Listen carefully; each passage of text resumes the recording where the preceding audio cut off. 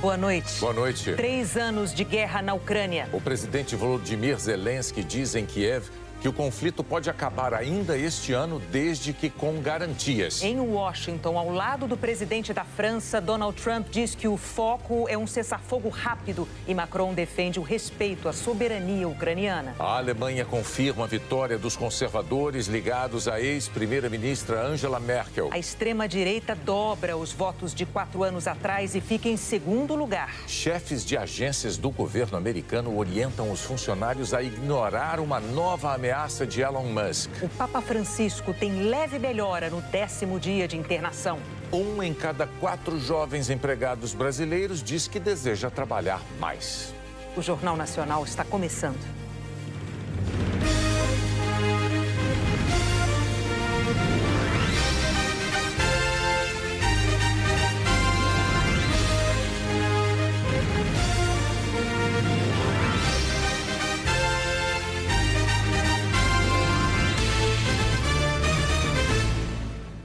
A aliança conservadora que venceu as eleições de ontem na Alemanha já começou a negociar a formação do novo governo e vai enfrentar o fortalecimento da extrema-direita, como mostram os enviados especiais Rodrigo Carvalho e Ross Salinas. Com a contagem dos votos encerrada, o partido de centro-esquerda do primeiro-ministro alemão Olaf Scholz amargou o pior resultado de sua história.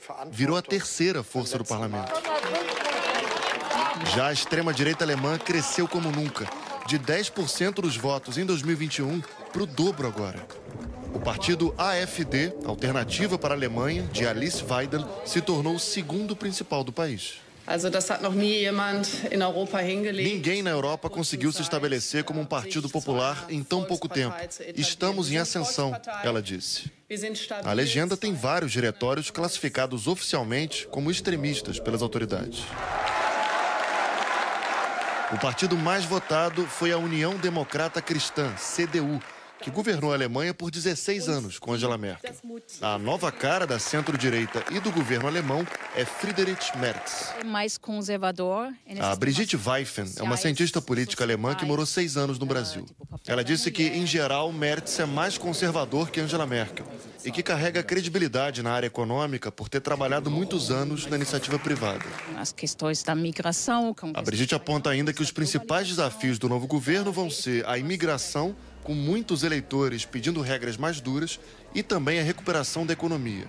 Não só, um protagonismo ainda maior da Alemanha na União Europeia, principalmente agora com o presidente americano Donald Trump chegando para perto da Rússia e criticando os europeus. Será necessário uma liderança mais forte, uma liderança mais clara, pronunciamentos mais claros, para se posicionar também como um poder importante e como um poder que tem a vontade política também, né? Para ser o líder ou um dos líderes, né, na União Europeia. O provável futuro primeiro-ministro alemão, Friedrich Merz, disse hoje que vai fazer o possível para preservar uma boa relação com os Estados Unidos. Mas reconheceu que o interesse americano na Europa está diminuindo. Ele ainda tem que formar o novo governo. Merz precisa controlar 316 dos 630 assentos do parlamento. O partido dele elegeu 208 deputados. Ele vai ter que fazer alianças para ter a maioria absoluta. A partir de agora vão ser dias, semanas, 2 meses até de negociações ali no parlamento para definir a formação do novo governo aqui da Alemanha. Uma coisa parece certa: a extrema-direita não vai ser convidada a fazer parte da coalizão. Esse é um pacto histórico entre todos os principais partidos aqui do país. Desde o fim da Segunda Guerra Mundial, partidos de esquerda, de centro e da direita moderada se unem para deixar a extrema-direita de fora do poder. O resultado da eleição alemã repercutiu no mundo todo. O presidente americano Donald Trump escreveu: "Grande dia para a Alemanha e para os Estados Unidos." Trump afirmou que a vitória do Partido Conservador mostrou que, assim como os americanos, o povo alemão está cansado da política sem lógica para temas como a imigração atual. O primeiro-ministro de Israel, Benjamin Netanyahu, também parabenizou Merz pela vitória. O presidente Lula cumprimentou o líder da CDU e disse que a eleição dele ocorre num momento de grande sensibilidade geopolítica e geoeconômica global. Lula escreveu: a Alemanha é um país amigo e parceiro crucial do Brasil na defesa da democracia e do multilateralismo, na promoção do desenvolvimento sustentável e proteção dos direitos humanos. O francês Emmanuel Macron conversou ontem mesmo por telefone com Merz. O foco da conversa foi a guerra na Ucrânia. O presidente ucraniano Volodymyr Zelensky disse que espera o apoio da Alemanha nas negociações de paz.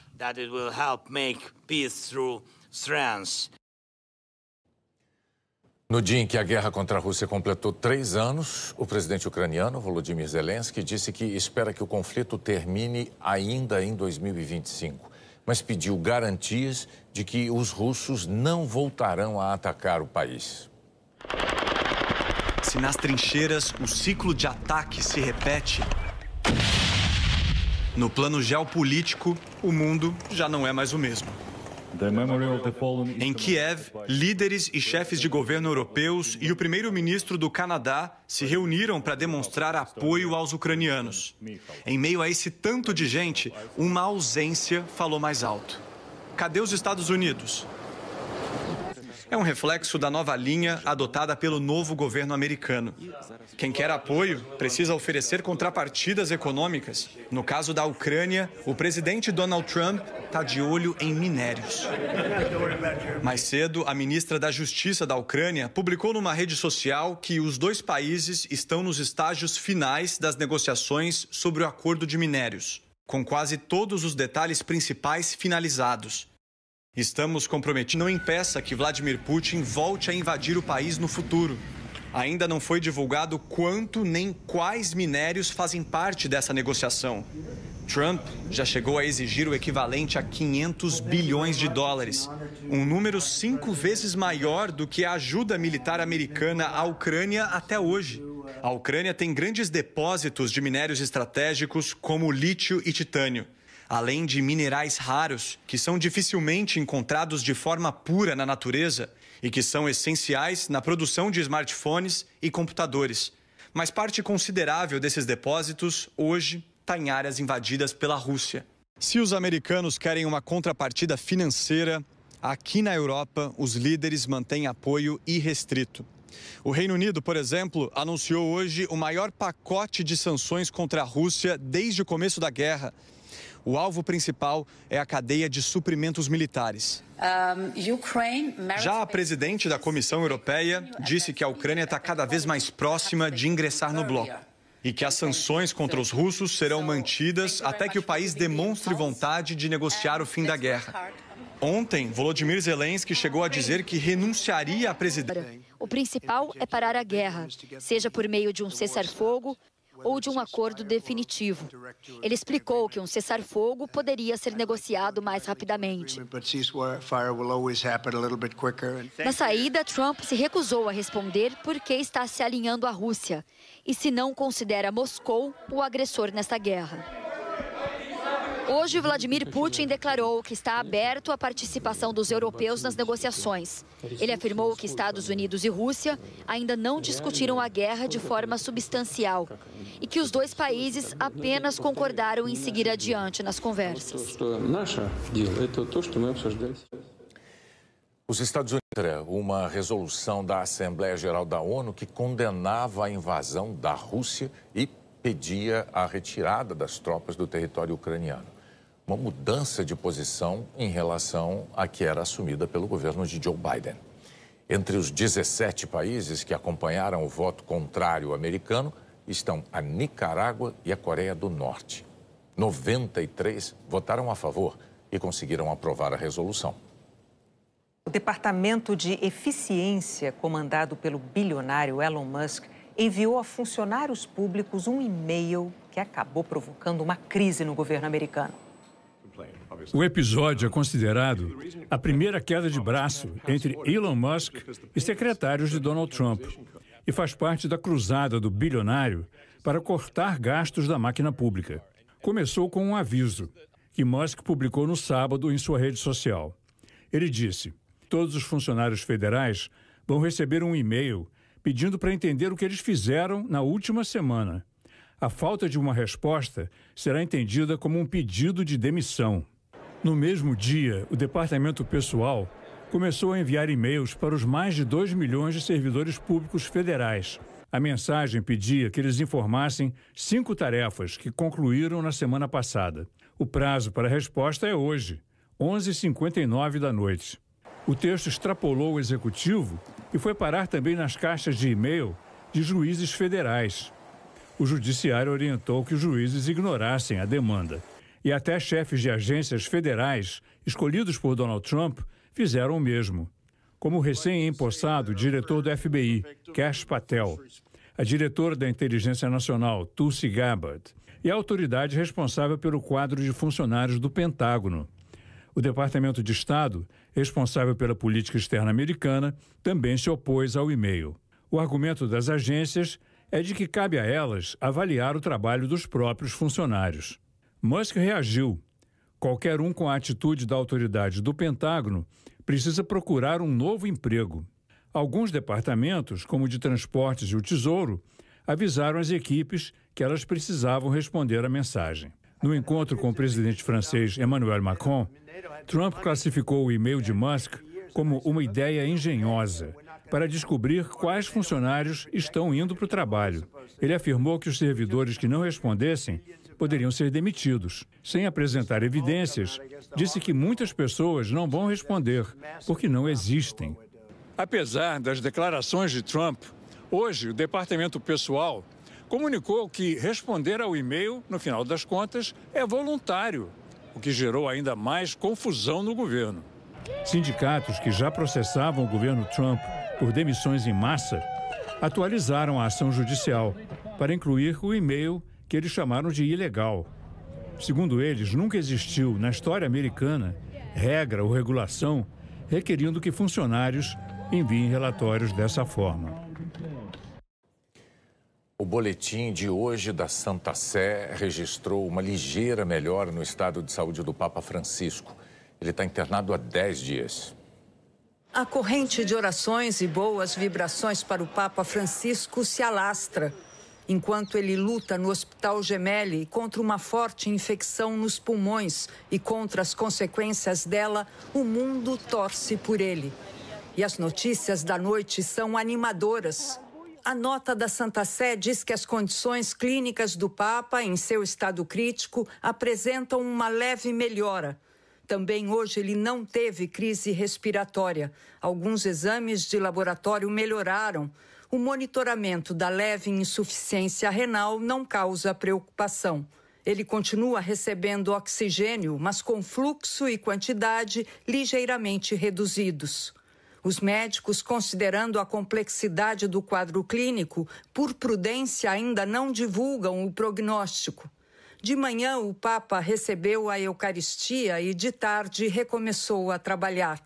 De noite, ligou para o pároco de Gaza para expressar a sua proximidade paterna. Francisco agradece a todo o povo de Deus que, nesses dias, se reuniu para rezar pela sua saúde. Hoje, o Papa completa 11 noites desde que chegou ao Gemelli com uma forte bronquite. Francisco não quer que escondam o seu estado de saúde e ele mesmo lê os boletins antes de serem divulgados, contou o capelão do Gemelli. O direito canônico prevê que quando os bispos ficam doentes, incapacitados de governar, o poder da diocese passa para um auxiliar. Ainda que o Papa seja o bispo de Roma, para ele não existe nenhuma lei específica. Mesmo hospitalizado, Francisco ainda é o Papa e tem total controle da situação. No trabalho de hoje, nomeou 4 bispos, um deles, Dom Joaquim Giovanni Mol Guimarães, para a Diocese de Santos, no Brasil. Do lado de fora do Hospital Gemelli, dezenas de fiéis se reuniram, cantando canções religiosas e rezando o terço pelo Papa Francisco. À noite, na Praça São Pedro, foram os cardeais da Cúria, que vivem em Roma, que fizeram uma corrente de orações pela recuperação do Papa. Entre eles, o secretário de Estado do Vaticano, cardeal Pietro Parolin, muito próximo a Francisco. Apesar da noite fria e chuvosa, centenas de fiéis rezaram o terço com os cardeais. Pietro Parolin pediu a intercessão de Nossa Senhora dos Enfermos. para apoiar o Papa Francisco nesta aprovação e curá-lo. A seguir, o novo valor do Imposto Simples Nacional. 1 em cada 4 jovens empregados brasileiros quer trabalhar mais.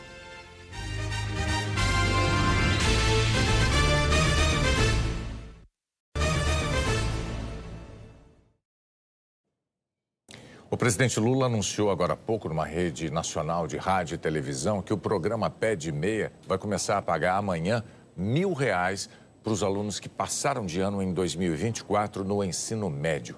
Esse benefício incentiva estudantes inscritos no CadÚnico matriculados em escolas públicas. O presidente reiterou a gratuidade anunciada na semana retrasada de todos os 41 medicamentos do programa Farmácia Popular. Os últimos números do IBGE mostraram uma diminuição do desemprego entre jovens brasileiros. Mas de cada 4 empregados, 1 quer trabalhar mais. A cadeira e o violão desocupados querem ser música. A mesa do restaurante reservada pode ser lucro.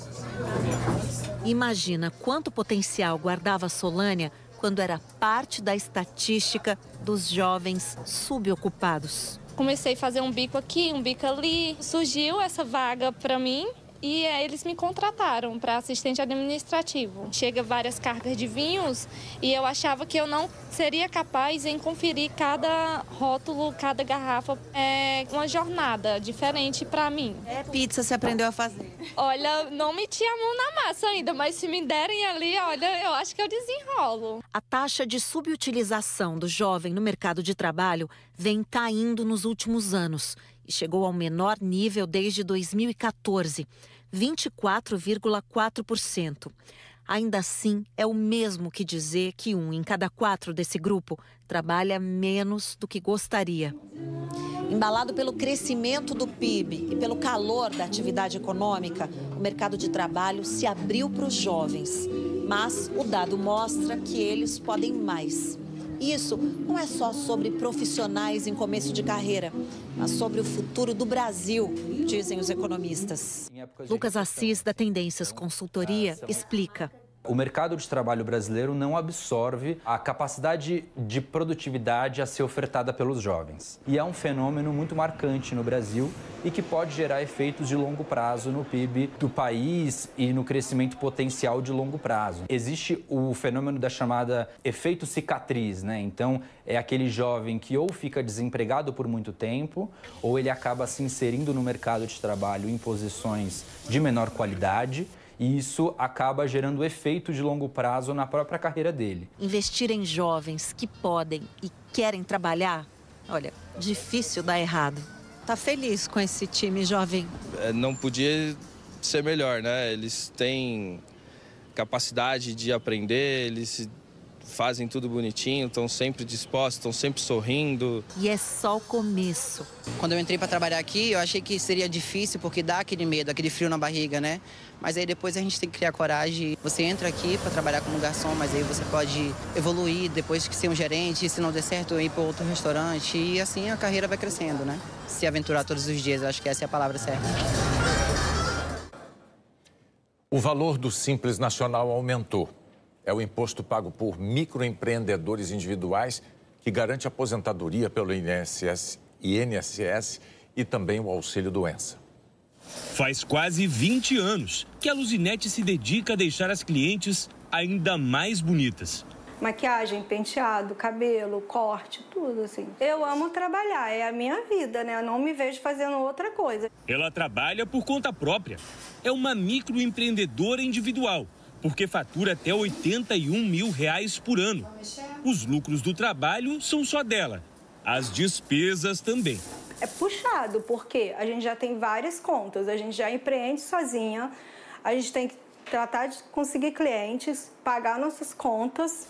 Todo microempreendedor precisa pagar uma contribuição mensal obrigatória. É o chamado Simples Nacional, que garante acesso à aposentadoria e a outros benefícios, como auxílio-doença do INSS. A taxa é calculada de acordo com o valor do salário mínimo. Como houve reajuste no salário no começo do ano, o imposto pago pelos microempreendedores também aumentou. O novo valor começou a valer neste mês. O reajuste é de 7,5%. Para os MEIs em geral, o valor passou de R$ 70 para R$ 75,90 por mês. Quem atua em setores ligados ao comércio, indústria ou prestação de serviços pode pagar até R$ 81,90. Para os MEIs que trabalham como caminhoneiros, o valor é diferente. De R$ 169 passou para R$ 182 por mês, com o novo reajuste. Hoje, quase 16 milhões de brasileiros são MEIs. No ano passado, de cada 10, 4 estavam em atraso com a contribuição. A Alexandra já atrasou o pagamento, mas hoje está em dia.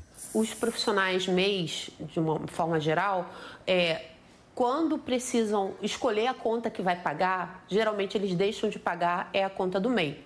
E aí voltam para a informalidade, acabando perdendo seu direito e também os seus benefícios. Ele perde o direito na contagem do tempo de serviço, ele perde naturalmente os benefícios dos auxílios no caso de doença. Não é justo que alguém que protagonize a economia, que tem esse direito, não esteja devidamente formalizado.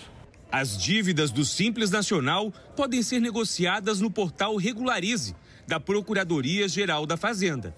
A Alexandra quer crescer. Planeja deixar de ser MEI para se tornar microempresária. Uma microempresária de sucesso. A seguir, o calor no Brasil.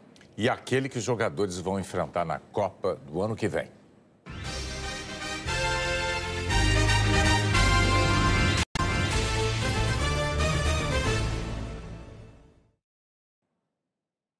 A Justiça Federal do DF atendeu a um pedido da defesa do ex-ministro dos governos petistas, Guido Mantega, e encerrou uma investigação por corrupção e lavagem de dinheiro. Mantega era réu num desdobramento da Operação Zelotes sobre fraudes em julgamentos no Conselho Administrativo de Recursos Fiscais, que é ligado ao Ministério da Fazenda. O juiz Antônio Cláudio Macedo da Silva considerou que não seria mais possível condenar Mantega porque o ex-ministro tem mais de 70 anos. Nós não conseguimos contato com a defesa de Mantega. O vice-prefeito de São José do Rio Preto, Fábio Marcondes, pediu licença médica da função e exoneração do cargo de secretário municipal de obras. O PL o afastou da presidência do partido na cidade. Marcondes é alvo de investigação de racismo por ter insultado um segurança do Palmeiras depois do jogo contra o Mirassol. Os dois clubes, a Federação Paulista de Futebol e a Prefeitura de São José do Rio Preto, manifestaram repúdio ao racismo.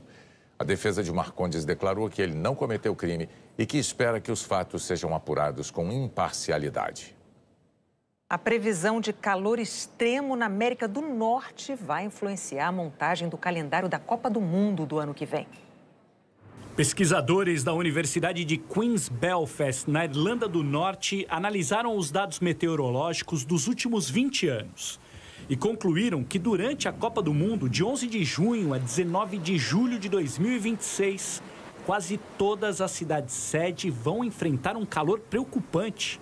Além da temperatura, os cientistas consideraram outros fatores, como umidade do ar e radiação solar, que compõem um índice chamado de temperatura do globo úmido, conhecido pela sigla em inglês WBGT.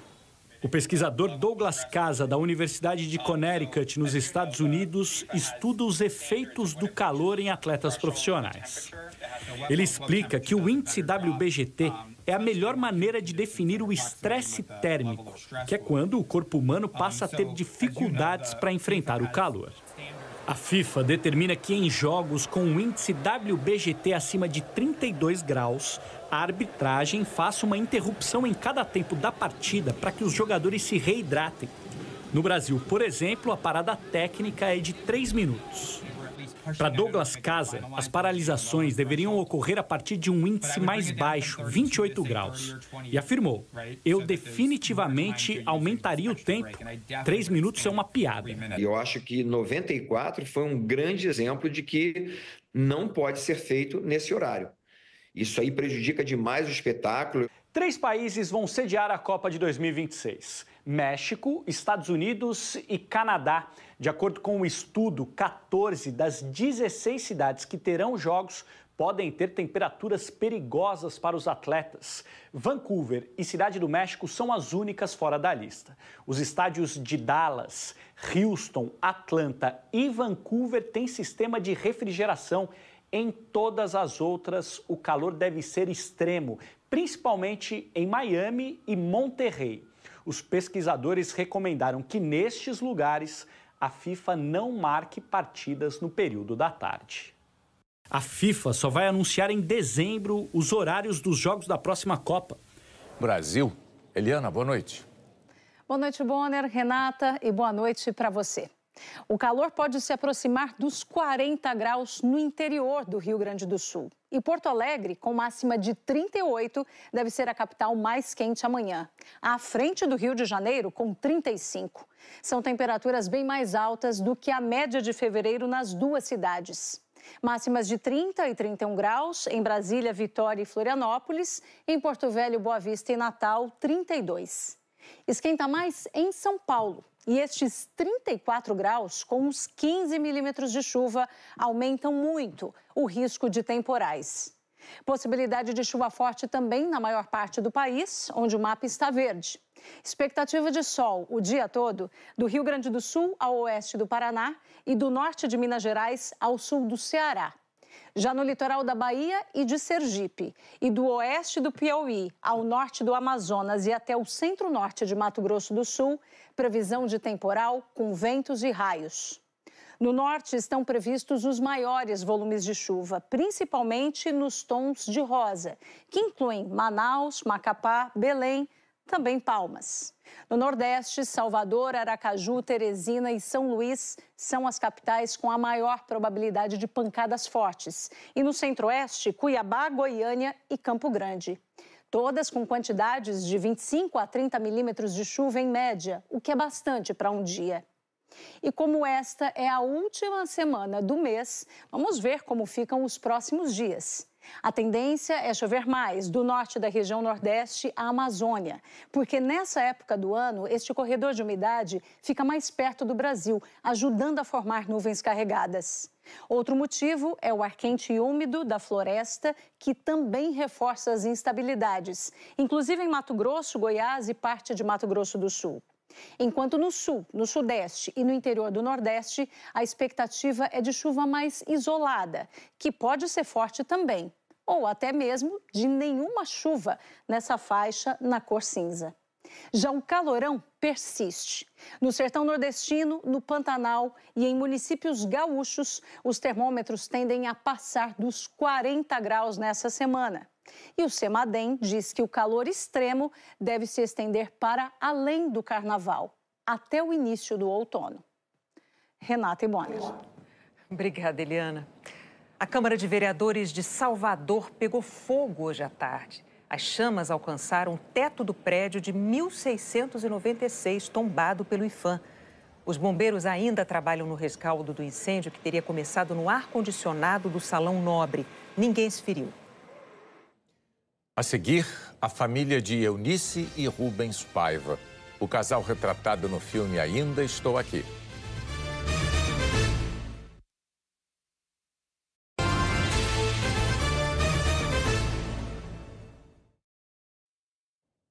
Os organizadores dos festivais Rock in Rio e The Town estão preparando shows com grandes artistas em Belém, que vai sediar a COP30.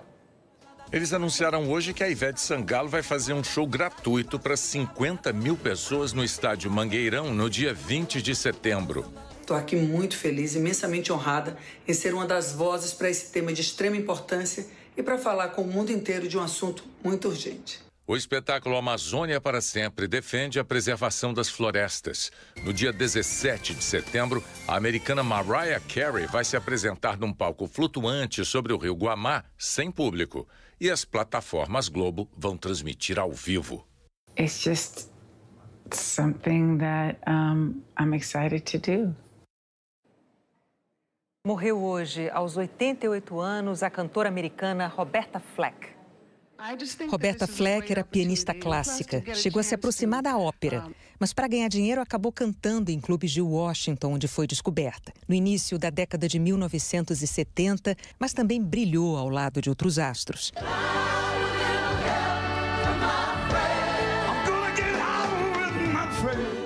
Em 2022, Roberta Fleck revelou que sofria de esclerose lateral amiotrófica, que causa paralisia progressiva nas células nervosas. A cantora morreu hoje em casa, rodeada pela família. Neste domingo vai chegar ao fim o maior suspense da história do cinema brasileiro. O desempenho do filme Ainda Estou Aqui no Oscar. A primeira produção cinematográfica original do Globoplay tem 3 indicações e a torcida dos milhões de pessoas que foram aos cinemas conhecer a história de Eunice Paiva, de Rubens Paiva e dos filhos deles. O drama que repercute nas telas nos tornou íntimos da numerosa família Paiva. Abaixa a dentadura! Beroca, a Helena era Cuximbas, eu Lambancinha, Marcela Cacareco. E a Babil, que é Beatriz, né? Então, todo mundo tinha apelido, né? E onde é esse depoimento? Eu não tenho essa informação. Quando o pai é levado pela ditadura, os dias ensolarados na casa em frente ao mar, no Rio, chegam ao fim. Marcelo conta que antes dessa reviravolta, o diretor do filme, Walter Salles, frequentava a casa da família. O Walter conheceu isso, né? Ele viu ali aquela família que dançava aquelas músicas, muita música. Minha mãe era muito fã de música, né? Ele se apaixonou por aquilo, então ele quis contar essa história. A família precisou se reinventar. A mudança para São Paulo foi o ponto de partida. O caminho da filha mais velha foi a USP. Vera começou como estudante, se tornou professora titular do Departamento de Psicologia. E luta por famílias que até hoje tentam encontrar parentes que desapareceram durante a ditadura. Para a gente é um pouco duro, porque a gente fica revivendo várias coisas, né? Como é para todas as famílias que viveram isso, né? Que isso sirva para que nunca mais aconteça, que não se esqueça e nunca mais aconteça. Maria Beatriz também se formou em psicologia e mora na Suíça. Eliana tinha 15 anos quando foi presa junto com a mãe. Ela seguiu a carreira de jornalista e professora e contou numa entrevista à Globo News como era o clima dentro de casa. Política era falada, cultura era falada, músicas a gente ouvia, coisas novas. Então, política eu conhecia, quem era preso a gente sabia, o que estava acontecendo, principalmente no Rio de Janeiro. Ana Lúcia, a Nalu, a filha que vê o pai pela última vez quando entra na casa e pede uma camisa dele, mora na França há mais de 30 anos. Tem 3 filhos e fez carreira na área de tecnologia da informação. A ajuda dela foi fundamental para a equipe de filmagem. Gosto de uma régua e um compasso, né? Fui lá e desenhei a casa, mas eu fiz muitos detalhes. Eu pus os sofás, as poltronas e parece que ajudou. Faz tempo que o Brasil conhece o talento de Marcelo Rubens Paiva na literatura. Ele tinha 22 anos quando publicou Feliz Ano Velho, em que conta a história do acidente que o deixou tetraplégico. Marcelo já escreveu 18 livros. Um deles é Ainda Estou Aqui, que deu origem ao filme. Porque escrever não é sentar em frente a um teclado e datilografar ou digitar. Você está no banho, está escrevendo, você pensa, você acorda, você dorme, você está no metrô, você está na rua, você está numa festa, pensa numa cena. Nós vamos sorrir. Sorriam. Marcelo também tem frequentado os palcos. É que ele acrescentou uma nova atividade ao currículo já extenso e cheio de sucessos. Ele toca numa banda. E numa daquelas coincidências da vida que arrancam um sorriso da gente, o show hoje é numa sala de cinema.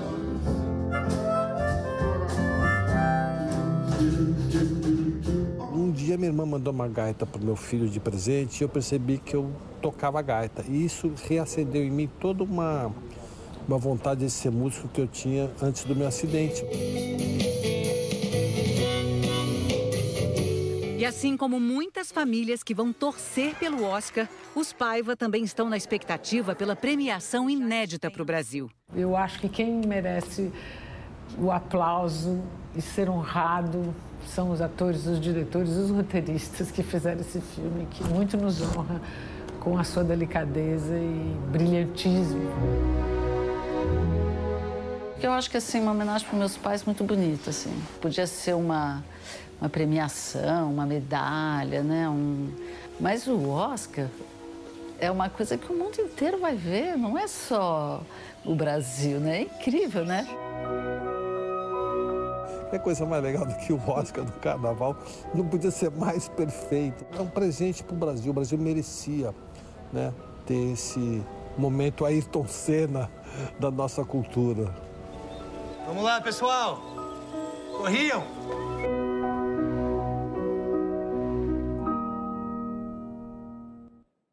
O Jornal da Globo é depois de Tela Quente. Boa noite. Uma boa noite, até amanhã.